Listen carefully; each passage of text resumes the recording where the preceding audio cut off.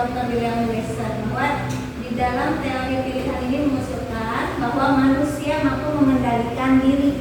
Jadi kita yang mengendalikan diri, bukan orang lain. Ini merupakan awal dari konsep budaya positif, mulai dari kontrol diri sendiri. Kita harus bisa mengenal, harus bisa mengetahui, harus bisa apa saja nih yang bisa saya lakukan, apa saja yang harus saya lakukan, dan apa saja yang tidak boleh saya lakukan.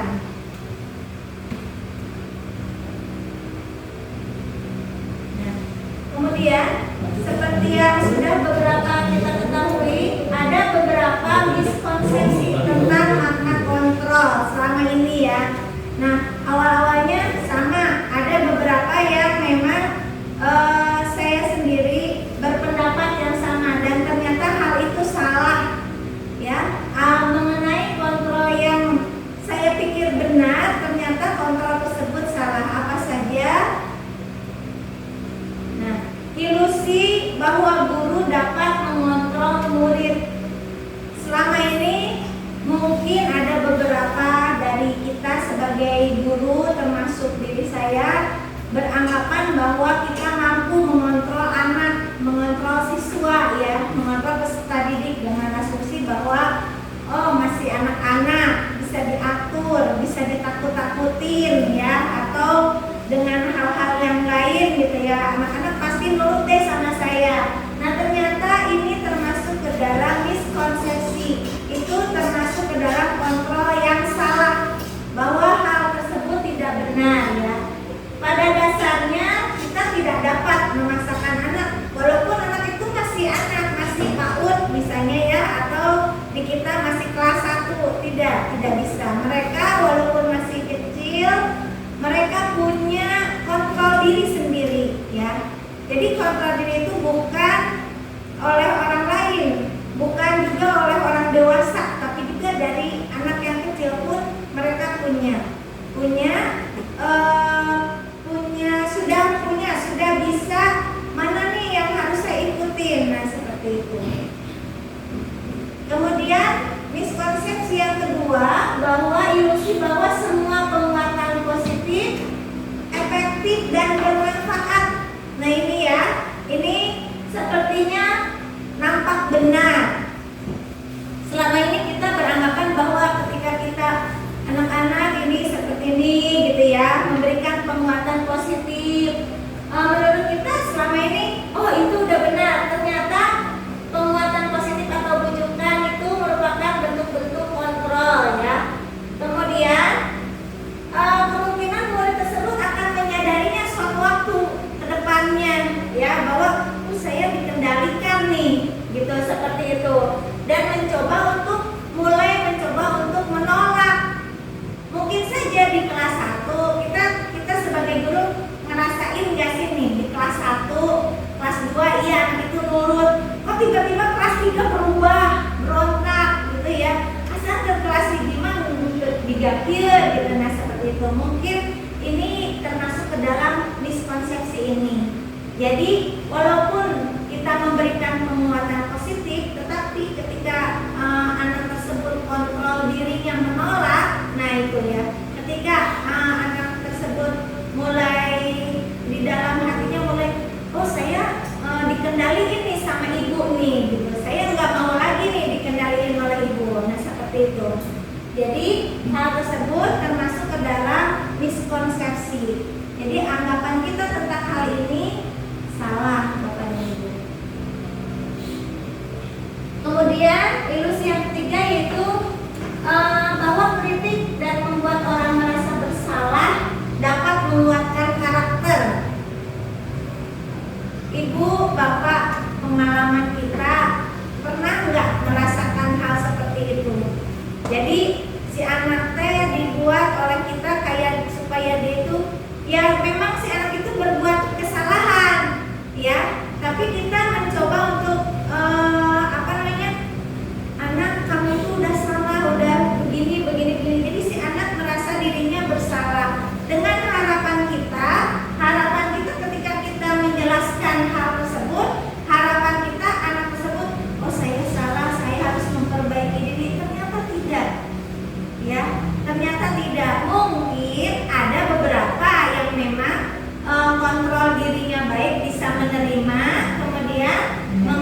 dia. Kemudian dia langsung berubah ke hal yang positif. Tetapi tidak sedikit yang ketika kontrol dirinya tidak menerima ungkapan seperti itu dari kita, ya. Jadi akhirnya dia malah menjauh, ya. Ketika kita manggil dia misalnya dan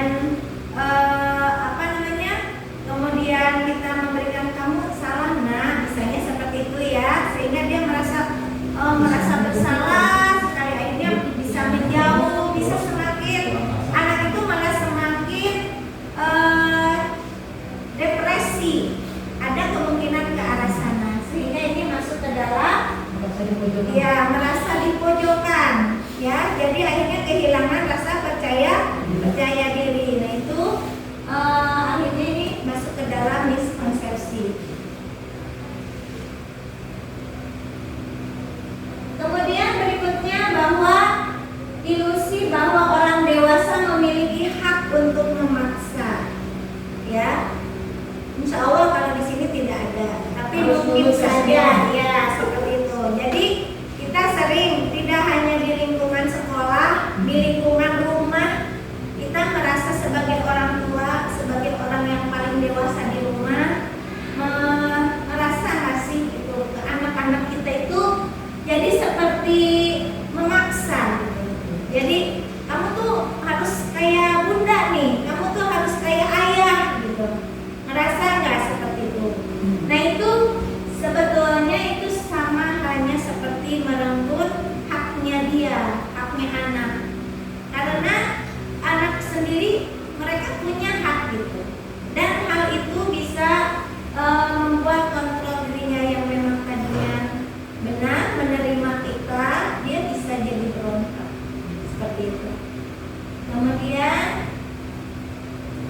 nah dari situ Bapak dan Ibu, dari beberapa teori miskonsepsi, kemudian bagaimana cara kita untuk berubah dari paradigma stimulus respon kepada pendekatan teori kontrol. Di sini dijelaskan oleh Stephen R. Covey, ya, bahwa bila kita ingin membuat kemajuan perlahan-lahan, sedikit-sedikit, yang pertama kali yaitu ubahlah sikap dan perilaku diri kita sendiri.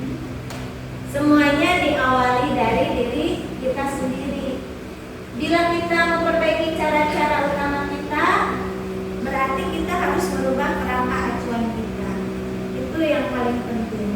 Saya dulu pernah mengikuti pelatihan tentang HI, Heart Intelligentsia. Di situ dijelaskan ada seorang yang ingin mengubah dunia, katanya gitu ya.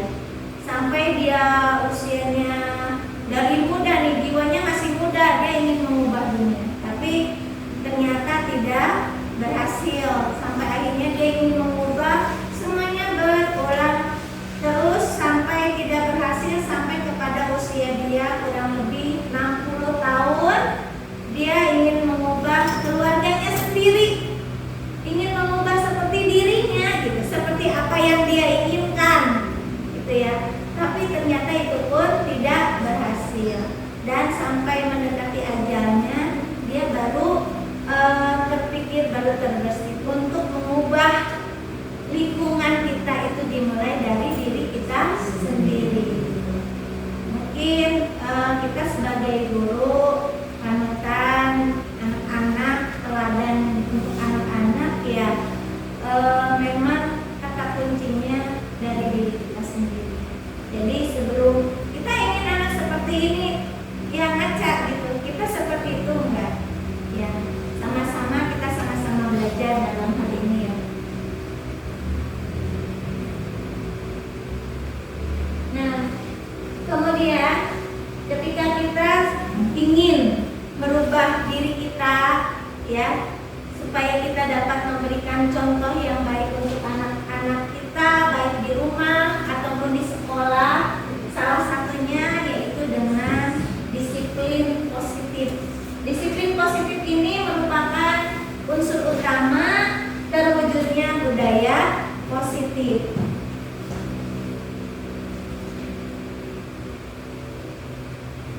Bapak dan Ibu pasti udah tahu ya, kalau disiplin itu hal yang kata yang memang sering kita dengar, sering kita ucapkan juga kepada anak-anak, sering dimanapun kita mendengar kata disiplin ya, baik di lingkungan keluarga, di lingkungan masyarakat, apalagi di lingkungan kita di sekolah.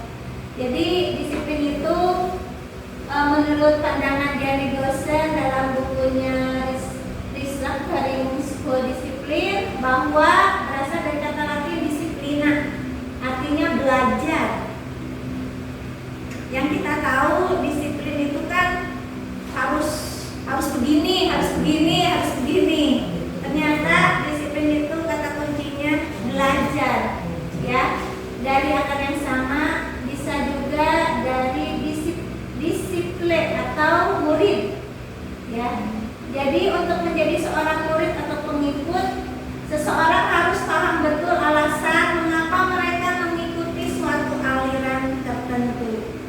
Jadi ketika kita menanamkan disiplin, kita harus tahu ya maknanya disiplin ini apa, manfaatnya apa, arahnya kemana, sehingga akan timbul motivasi dari diri kita sendiri untuk berubah itu, bukan dari orang lain, bukan karena ingin ini, ingin itu, ingin dipuji, bukan, tetapi motivasinya yaitu motivasi dari dalam diri kita sendiri, seperti itu.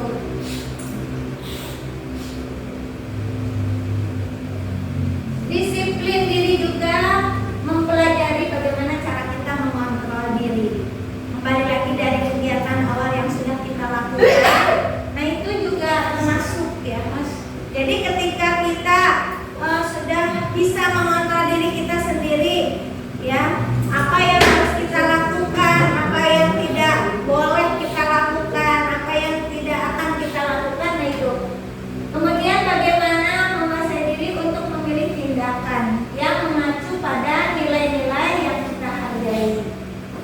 Nah, dengan kata lain Bapak dan Ibu, seseorang yang memiliki disiplin diri berarti mereka bisa bertanggung jawab. Bertanggung jawab terhadap apa yang dilakukannya, karena mereka mendasarkan tindakan mereka pada nilai-nilai kebajikan universal. Jadi apa yang mereka lakukan, saya melakukan ini karena saya yakin ini benar. Saya melakukan ini bukan karena disuruh, bukan karena saya ingin dipuji, bukan karena saya ingin terkenal, tapi saya melakukan ini karena ini kebutuhan saya, karena ini merupakan kewajiban saya, gitu. Karena ini merupakan amal ibadah saya yang menurut saya ini nanti bisa jadi bekal untuk saya kelak di akhirat. Nah seperti itu masuk ke dalam disiplin.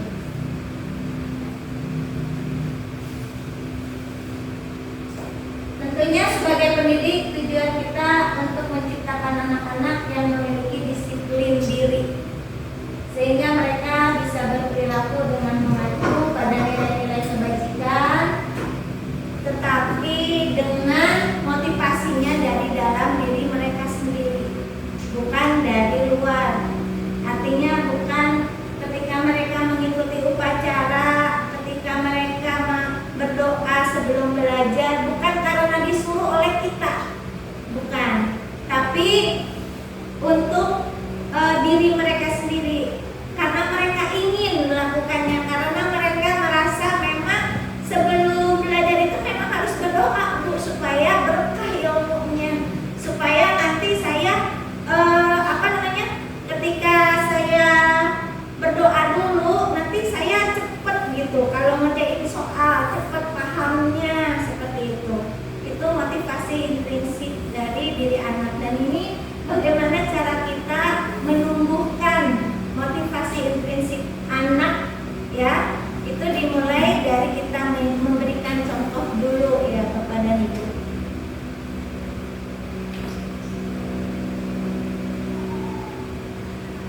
Disiplin positif juga dimukan oleh Ki Hajar Dewantara, bahwa disiplin bentuk kontrol diri. Tadi sudah dijelaskan ya, hampir sama konsepnya dengan Diana Gossen. Jadi nilai-nilai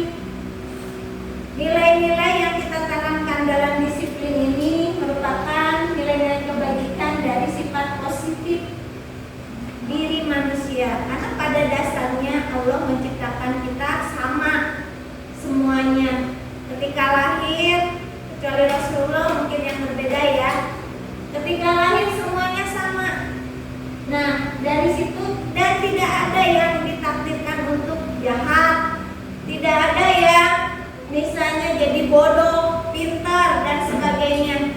Semua itu berjalan sesuai dengan kontrol diri dan nilai-nilai yang memang sudah ditanamkan dalam dirinya. Seperti itu. Nah, ini untuk membentuk disiplin diri sesuai dari motivasi intrinsik ini bagaimana? Kita akan mempelajari dulu teori motivasi dan motivasi intrinsik.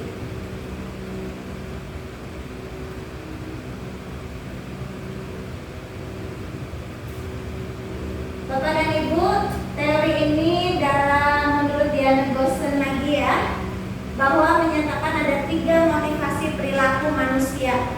Ini motivasi ini yang pertama yaitu untuk menghindari ketidaknyamanan atau hukuman. Ya, contohnya seperti ada peraturan di sekolah, anak harus menggunakan seragam apa pada hari Senin, misalnya ya. Kemudian atau mengikuti kegiatan sholat duha pada hari Jumat, mengikuti kegiatan olahraga dan sebagainya.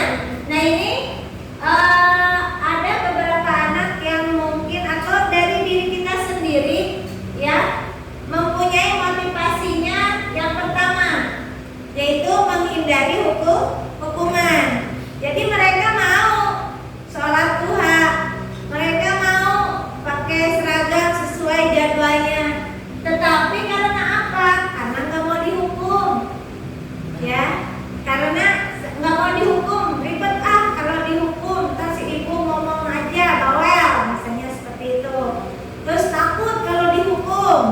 Nah, seperti itu motivasi yang pertama. Kemudian ada juga motivasi yang kedua yaitu mendapatkan imbalan atau penghargaan dari orang lain. Nah, ada beberapa anak yang memang mungkin dari kitanya juga sama ya, dari kita. Nanti kalau misalnya yang nilainya paling bagus ibu kasih hadiah. Ada nggak yang pernah seperti itu? Saya iya, sebelum saya mempelajari ini iya.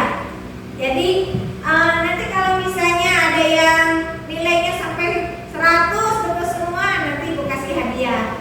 Nah, ini ada beberapa anak yang akhirnya semangat belajarnya, ya, motivasinya meningkat karena apa?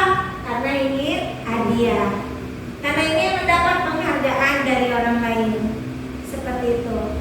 Nah, kemudian, ini baik untuk menghindari hukuman ataupun untuk mendapatkan penghargaan, ini merupakan motivasi yang juga dari luar atau motivasi eksternal. Nah, kecuali yang terakhir yaitu untuk menjadi orang yang mereka inginkan dan menghargai diri sendiri dengan nilai-nilai kebajikan yang mereka percayai. Nah, ini jadi mereka melakukan seperti itu karena nilai yang mereka yakini, ya, karena mereka melakukannya ingin menjadi orang yang memang mereka yakini itu. Saya ingin jadi anak yang soleha, ibu. Makanya saya nggak mau kalau sampai sholat saya telat atau saya tidak melaksanakan sholat. Nah, seperti itu. Saya memang ingin pintar, bu. Saya memang ingin bisa. Kan nanti saya masuk SMP. Nanti kalau di SMP saya nggak bisa apa-apa, saya gimana? Makanya saya pengen belajar. Nah, ini motivasi intrinsik yang memang harus kita bentuk dan kita tumbuhkan kepada diri anak-anak. Jadi bukan karena mereka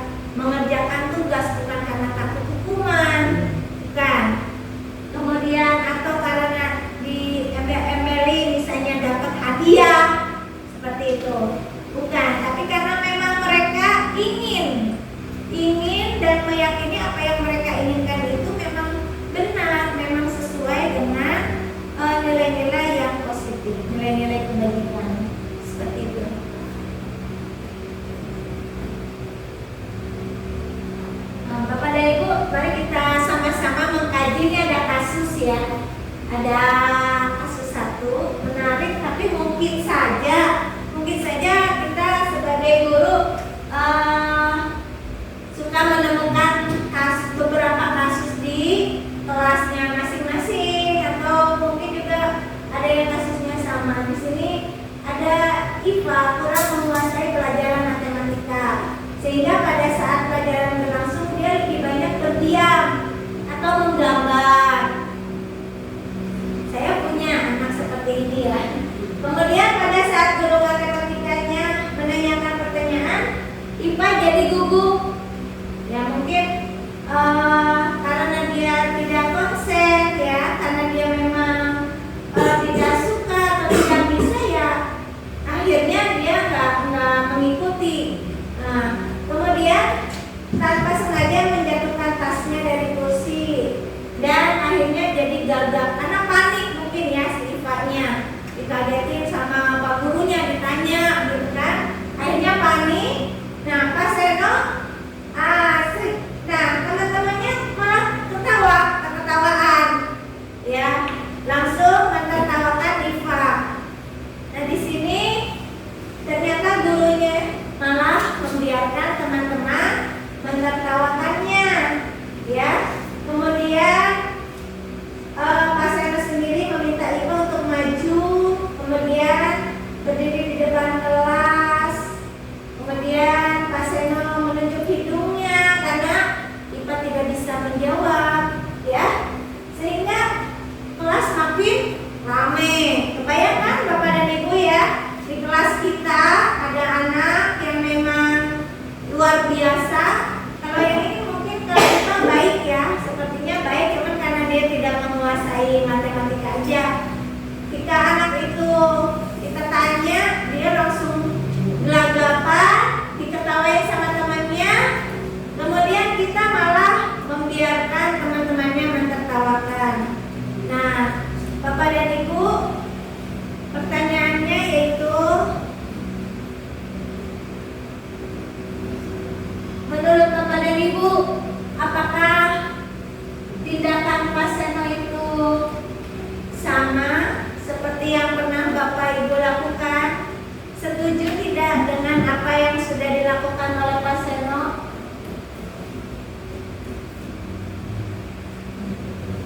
Ya kita jujur aja ya, kalau ada seperti itu di kelas nih, tiba-tiba seperti itu, apakah tindakan Pak Seno itu tidak setuju ya? Kenapa? Kurir langsung anaknya nanti lebih ya, anaknya malah lebih down ya, pasti lebih sedih ya, malah lebih malu. Ya betul ya, jadi ya betul, masuknya ke bullying ya, bullying yang dilakukan oleh guru tanpa sengaja. Mungkin menurut guru itu biasa aja, diketawain, tapi sebetulnya si IPA-nya sendiri akan merasa downnya luar biasa, akan benar-benar hilang rasa percaya dirinya di situ ya. Nah Bapak dan Ibu, kemudian di pertanyaan yang kedua, menurut Bapak dan Ibu, apakah tindakan Pak Seno itu sebuah hukuman atau konsekuensi? Dengan cara membiarkan anak menertawakan itu Ya, iya betul. Jadi Pak Seno itu ngediemin si anak, diketawain, itu hukuman atau konsekuensi? Hukuman. Ya, di sini nanti kita akan belajar apa bedanya hukuman dan konsekuensi. Gitu ya.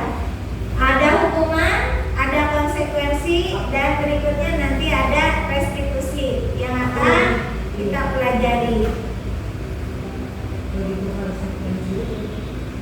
Nah, Bapak dan Ibu, apa bedanya hukuman dan konsekuensi? Hukuman itu sifatnya tidak terencana atau tiba-tiba. Jadi yang tindakan Pak Seno itu bisa dibilang hukuman, tapi hukuman menurut Pak Seno ya, karena hukuman itu dibuatnya secara tiba-tiba ya, bukan seperti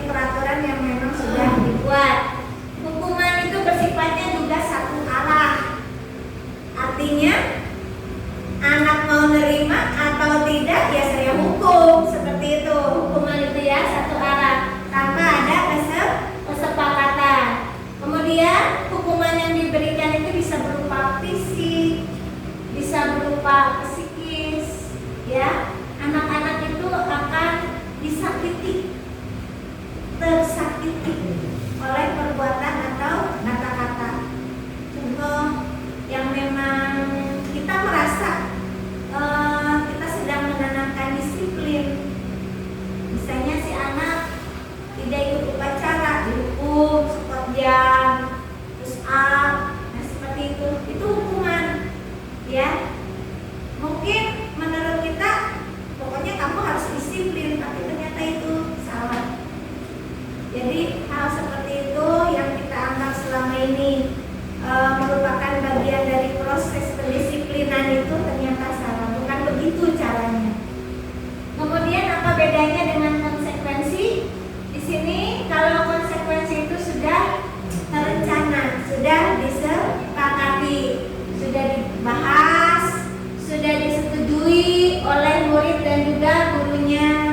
Mungkin kalau di sekolah sudah disepakati antara kepala sekolah dengan bapak ibu gurunya, itu konsekuensi. Kepada ibu sebelum mengawali awal tahun kan membuat kesepakatan kelas dulu nih ya. Misalnya anak-anak, mari kita buat kesepakatan di kelas supaya apa? Supaya nanti mulai dari sekarang ke depannya apa yang kita lakukan ya terarah, ya, dan mudah untuk mencapai tujuannya seperti itu.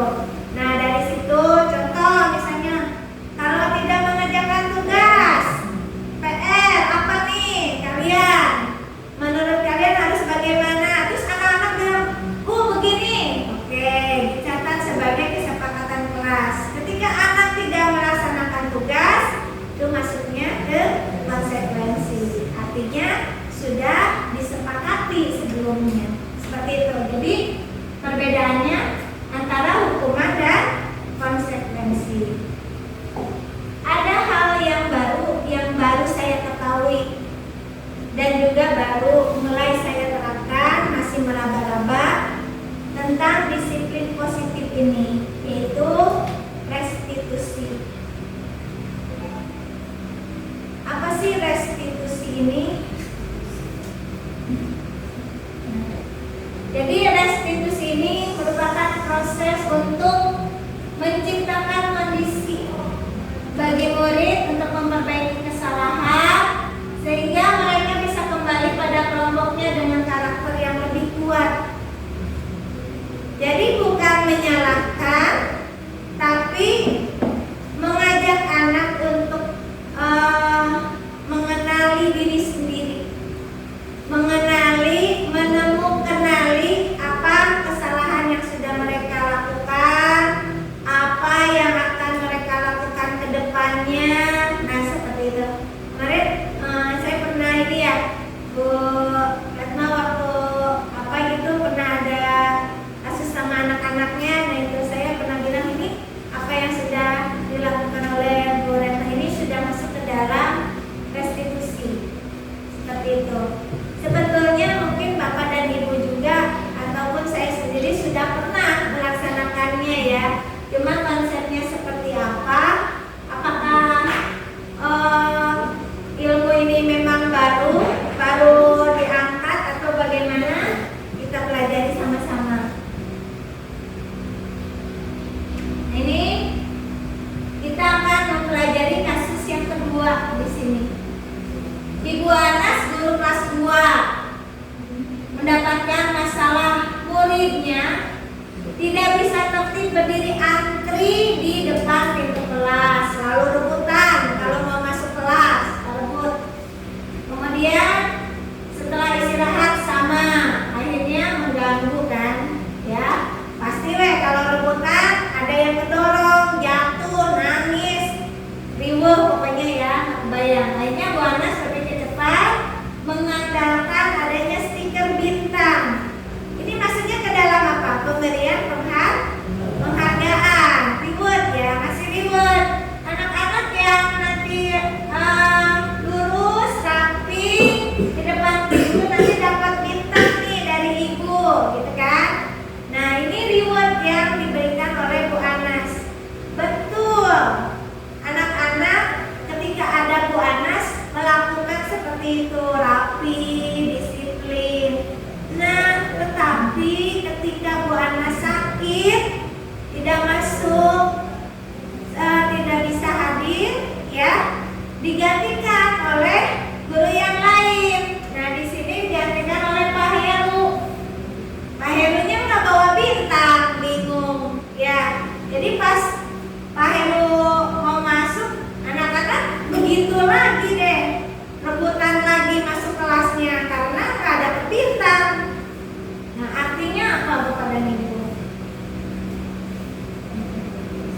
Nah, jadi kira-kira motivasi murid yang kelas 2 tadi untuk bersedia berdiri antri sebelum masuk kelas apa?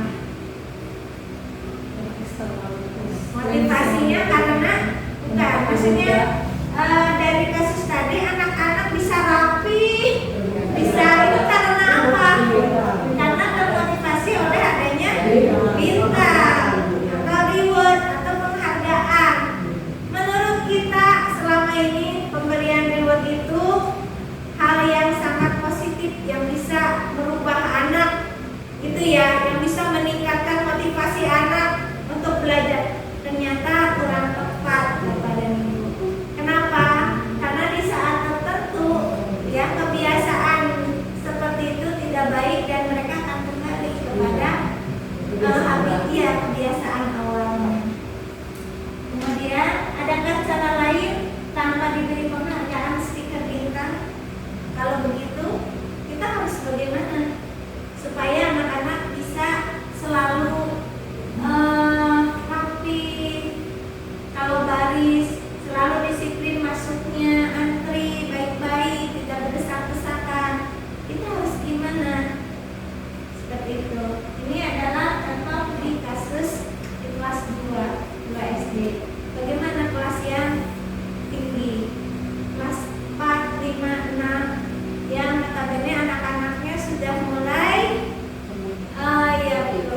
sudah mulai merasa ini saya loh Bu gitu. Ya kan? Apalagi kelas 5 dan kelas 6. Ya. Nah, seperti itu. Jadi saat kita berulang kali menjadikan hadiah kepada anak-anak agar berperilaku bertanggung jawab, ya, artinya kita itu sedang berasumsi bahwa mereka tidak dapat melakukannya. Sama aja kamu gak bisa kalau tanpa ada ini nih. Kalau gak dikasih bintang kamu gak akan bisa rapi. Jadi pembentukan seperti itu salah. Ya, mereka itu tidak akan memilih untuk melakukannya. Karena kita sudah mengarahkan kepada reward tadi. Dengan harapan anak akan terus seperti itu. Tapi kan tidak selamanya kita harus menyediakan reward. Gitu. Apalagi kita juga tidak selamanya bisa hadir setiap hari di kelas.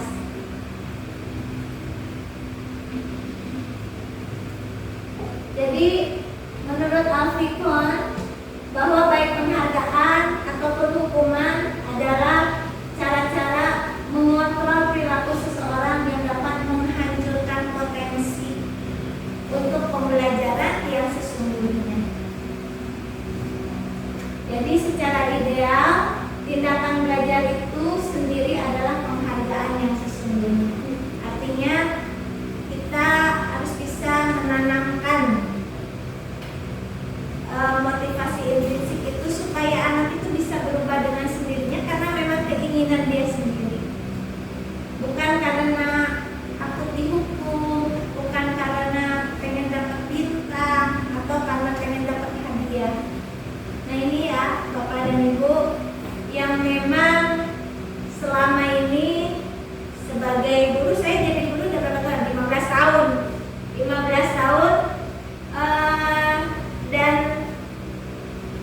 selama 15 tahun pun saya kerap menerapkan hal ini, hukuman dan penghargaan, karena berharap ini masuk ke dalam proses disiplin, pendisiplinan, berharap anak-anak bisa berubah ke arah yang lebih baik.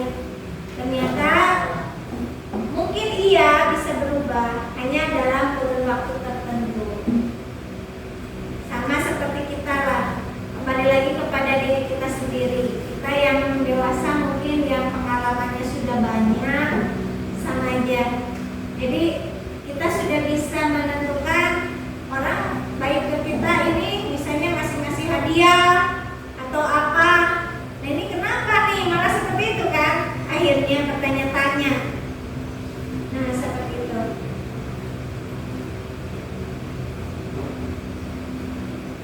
bagaimana caranya untuk mulai menanamkan disiplin positif ini? Bisa dimulai diawali di kelas dengan kita, kembali lagi yang tadi ya, dengan kita sama-sama membuat kesepakatan kelas atau keyakinan kelas yang lebih ini lagi kalimatnya itu keyakinan kelas. Kenapa? Karena kenapa keyakinan kelas bukan peraturan kelas? Kalau peraturan kelas artinya akan ada hukuman, akan ada pelanggaran, akan ada hukuman bagi yang melanggar, ya. Tetapi kalau keyakinan kelas tidak ada pada itu. Jadi ketika anak kita ajak sama-sama, kamu meyakini apa hal yang positif untuk kita lakukan sama-sama di kelas ini, gitu ya. Satu-satu anak silakan mengemukakan pendapatnya. Nah, kita terima, kita tampung. Bagaimana yang lain setuju dengan keyakinan ini, yang lain bisa? Nah, seperti itu. Di sini akan dijelaskan juga bagaimana cara untuk melakukan keyakinan kelas ini. Ya, keyakinan kelas ini tentunya semua yang kita lakukan, disiplin positif ini semuanya akan bermuara kepada nilai-nilai kebajikan yang memang akan kita terapkan dalam kehidupan sehari-hari bersama anak didik kita. Nilai-nilai kebajikan ini kalau di sekolah itu sebetulnya sudah tercantum dalam profil pelajar Pancasila, ya.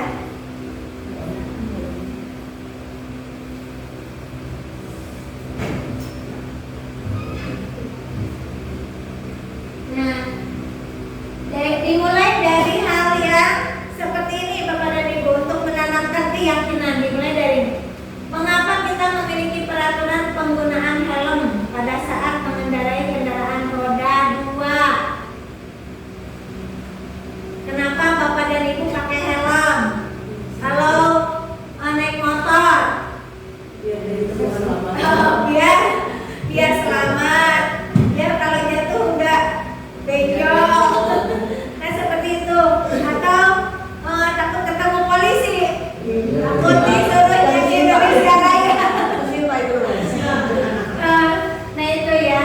Kemudian mengapa kita memiliki peraturan penggunaan masker dan mencuci tangan? Biar lebih cantik. Yakin. Terus apa?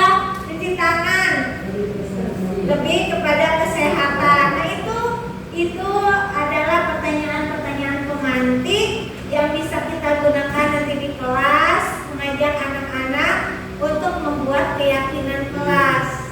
Jadi diajak anak-anak bagaimana caranya mereka membuat keyakinan kelas.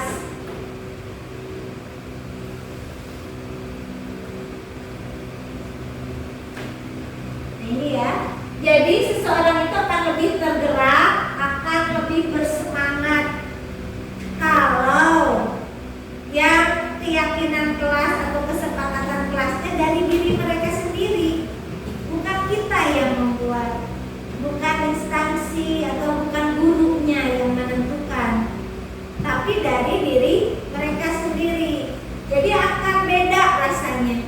Ini kan yang aku buat, ini kan yang kata aku juga begini. Jadi ya aku harus begini, nggak boleh seperti itu. Nah itu. Jadi daripada hanya mengikuti serangkaian peraturan tertulis tanpa makna. Kita buat nih peraturan sekolah, tata tertib sekolah, atau peraturan atau tata tertib kelas. Tanpa sengaja, bukan tanpa disadari ya, anak-anak nggak ngerti gitu, sekedar baca, oh iya baca, iya yang memang anaknya cepat paham, tapi yang nggak paham gimana, ya?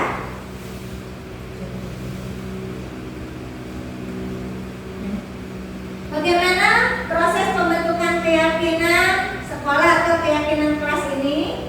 Yang pertama, keyakinan kelas bersifat lebih abstrak daripada peraturan. Kemudian bisa berupa pernyataan-pernyataan universal yang sifatnya umum. Bisa juga pernyataan keyakinan kelas dibuat dalam bentuk positif. Kemudian dibuatnya tidak terlalu banyak sehingga mudah diingat, mudah dipahami. Jadi bukan dalam bentuk paragraf, ya. Kemudian sebaiknya juga yang dapat diterapkan di lingkungannya.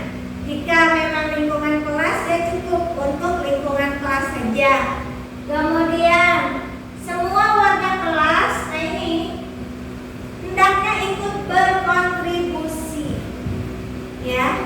Jadi semua anak kita ajak untuk membuat keyakinan kelas. Kemudian melalui kegiatan curah pendapat. Tadi kita ajak ngobrol. Bu, bagaimana kalau kelas 1, kelas 2? Ada tekniknya. Kelas 1 dan kelas 2, cara mengajak mereka membuat keyakinan kelas. Ya, bisa aja misalnya dimulai dari siapa yang tidak gosok gigi. Nah, seperti itu. Terus ini kita keyakinan kelasnya tentang menjaga kebersihan. Bisa seperti itu. Siapa yang bukunya tidak disampul? Nah, itu dari hal-hal kecil. Kemudian bersedia meninjau kembali keyakinan kelas dari waktu ke waktu. Nah, ini yang terakhir ini artinya bahwa tidak ada sesuatu yang memang berubah secara langsung dan langsung menjadi 100%. Angka juga nggak langsung 100%. Ada 0 dulu, 1, 2, dan semuanya ada proses. Jadi kita tidak bisa berharap ketika kita melakukan atau melaksanakan kegiatan ini semua bisa berubah 360 derajat. Tidak, semua bertahap, dan untuk setiap tahapan ini dibutuhkan kegiatan evaluasi atau meninjau per 3 bulan, bisa per semester. Apakah memang ini dengan program keyakinan kelas ini sudah anak-anak sudah ada peningkatan, sudah ada perubahan ke arah yang lebih baik atau tidak?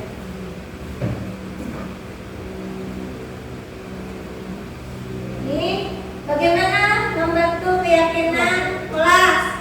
Nah, ini tadi sudah ya. Yang pertama, mempersilakan warga untuk bercurah pendapat, kemudian mencatat semua masukan dari anak, kemudian disimpan dalam poster, ya. Saya sudah pernah, cuma tidak divideokan untuk proses keyakinan kelas ini, ya. Kemudian ditulis, ya, anak-anak masing-masing menulis. Nah, dan kita sebagai fasilitator untuk anak-anak membantu anak-anak menyusun kalimatnya. Mungkin kadang anak-anak maksudnya ke situ, tapi untuk menyusun kalimatnya masih agak belepotan. Nah, kita bantu. Contohnya, ya, untuk kalimat negatif, jangan berlari di kelas.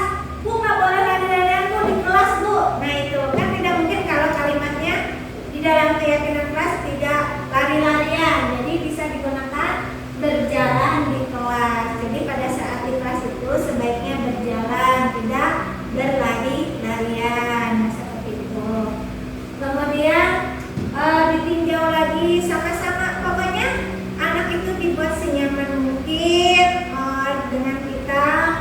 Kemudian dibuat mereka itu dan berikan kepercayaan.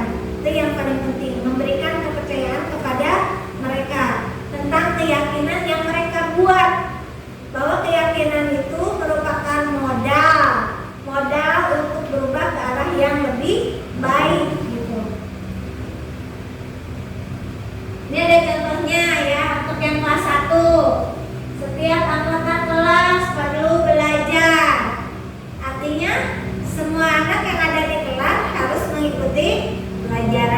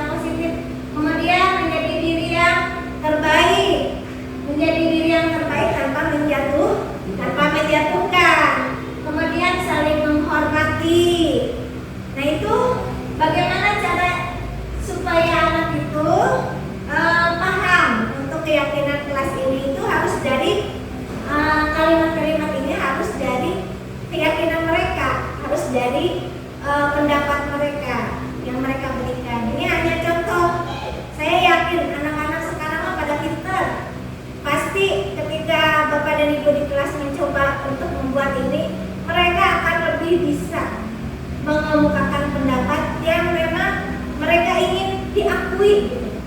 Saya ingin begini Bu, saya ingin berubah seperti ini gitu. Nah itu nanti dicoba ya, kita sama-sama coba di kelasnya masing-masing.